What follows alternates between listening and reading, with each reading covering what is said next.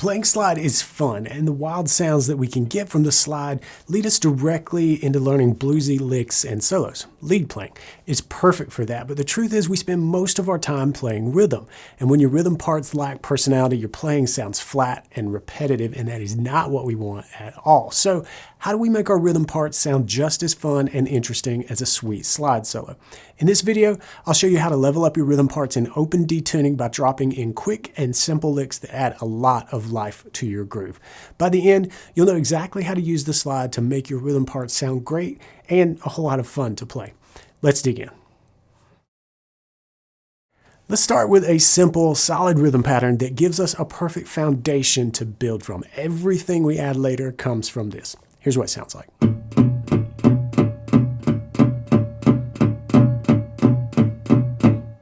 Sounds pretty repetitive, right?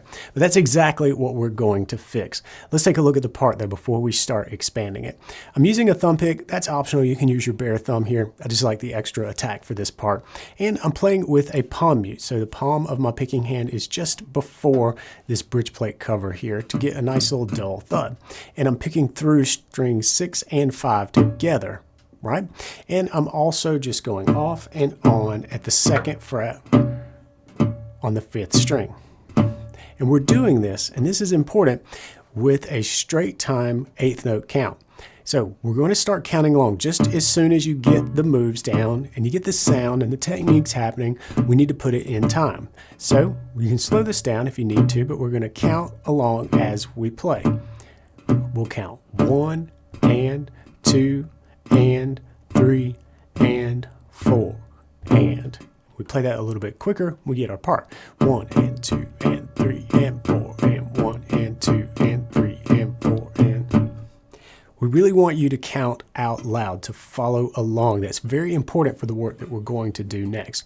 1 and 2 and 3 and 4 and 1 and 2 and 3 and 4 and... Now the crucial skill. Maintaining the count even when we stop playing and coming in on time. Here's a drill that will help you nail this. Make sure you've got this count down, 1 and 2 and 3 and 4 and that you're counting out loud. That's really important because what we're going to do here to really test your ability to come back in on time is, of course, stop. So we're going to stop playing on beat 4 and we're going to leave out the and of 4. So your thumb's really dialed into this 8th note rhythm so far, 1 and 2 and 3 and 4 and, but we want to stop it, right? We want to rest for beat 4 and the end of 4. But importantly, come back in perfectly in time for beat 1. Something like this. 1 and 2 and 3 and 4 and 1 and 2 and 3 and 4 and 1 and 2 and 3 and 4 and 1 and 2 and 3 and 4 and... Then try dropping out beats 3 and 4 like this. 1 and 2 and 3 and 4 and 1 and 2 and 3 and 4 and 1 and 2 and 3 and 4 and 1 and 2 and 3 and 4 and...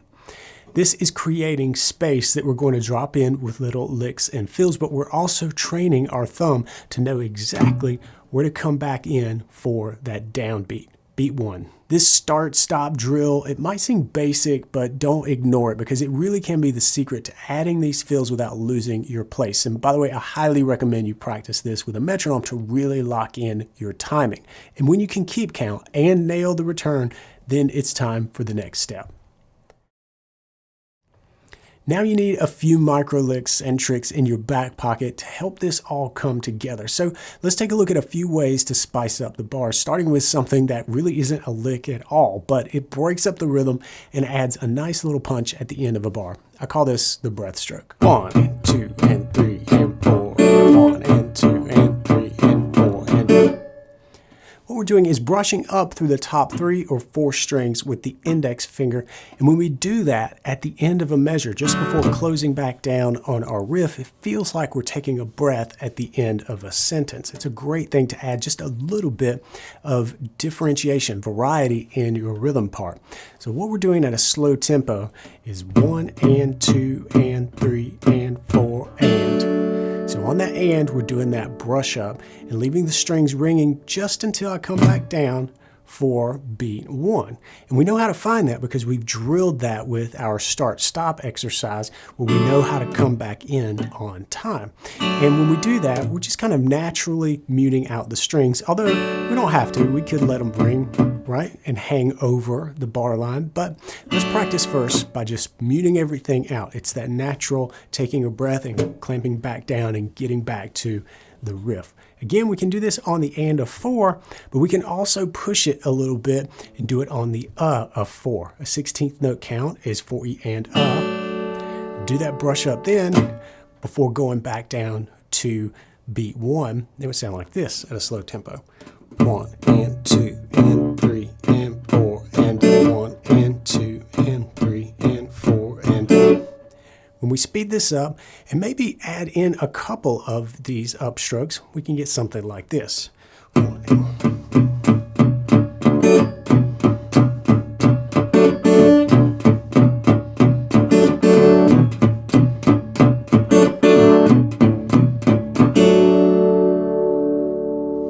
Now let's add a few simple ideas we can play with the slide. We'll use what I call micro licks, short 2 to 4 note licks that are easy to play and sound great. Now that might sound like there's a lot going on in this lick, but it's really just a couple of ideas chained together. So let's break them down. These are a couple of very useful micro licks in the slide world, especially in open D. We're going to start on the 3rd fret with the slide and pull back just 1 fret down to the 2nd and then the open string. Super cool, super bluesy thing on its own, and we can use that in our groove, and you'll see that happen later. But we can also pair that with its opposite, where we come back up from the 2nd to the 3rd. And in with that open string. So even just that has a more developed sound to it, but we can move this idea to a different string, say the 5th string. And let's stick with picking that open 4th string as our ending note, because we're working in D, so when we hit that, it really plants us back to our key. You can see these micro licks aren't complicated. They're simple ideas that are perfect for dropping into the groove. We just have to make sure that we come back into the rhythm part right on time, that we're filling out that space that we learned to create using that drill earlier. You can drop them in just about anywhere, but there are a few key spots that you definitely want to pay attention to. These micro licks work great in transition bars, the ones that come up just before a chord change. You can do this before any chord change, but let's focus on bar 4 as an example.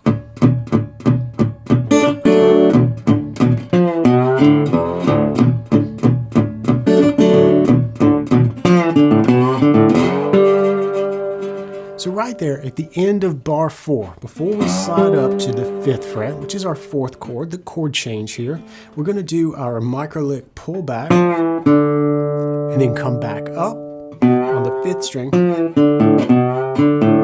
followed by a couple of quick 16th notes at the end of the measure, which creates some momentum, some rhythmic momentum as we push ourselves into this new chord.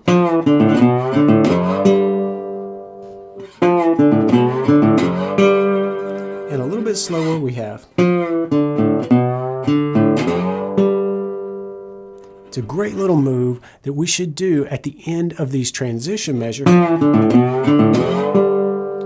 to move the music along to the next chord.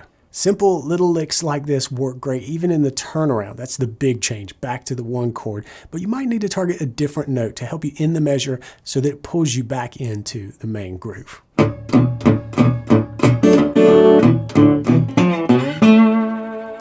We usually want to do something different at the end of the turnaround, just to signify that this is the end of the progression. It's a big moment, and we're about to start over again with the groove. So what we're doing here is calling on our micro lick, that pullback on the 4th string, 3rd fret to 2nd fret, but instead of coming back up, say on the 5th string like we've done before, from 2nd to the 3rd fret, we're going to come up way up here and target the 7th of the 4th string.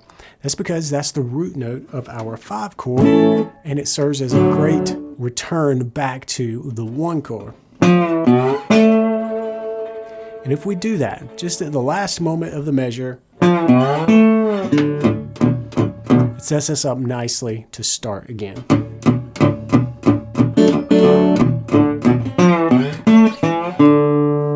Let's put this together in a fast-paced 12-bar example, but don't let the speed fool you. It's just these little ideas mixed together in a progression. Premium members, you'll find the complete tab for this arrangement in the MyBGI library. Just look for TB484.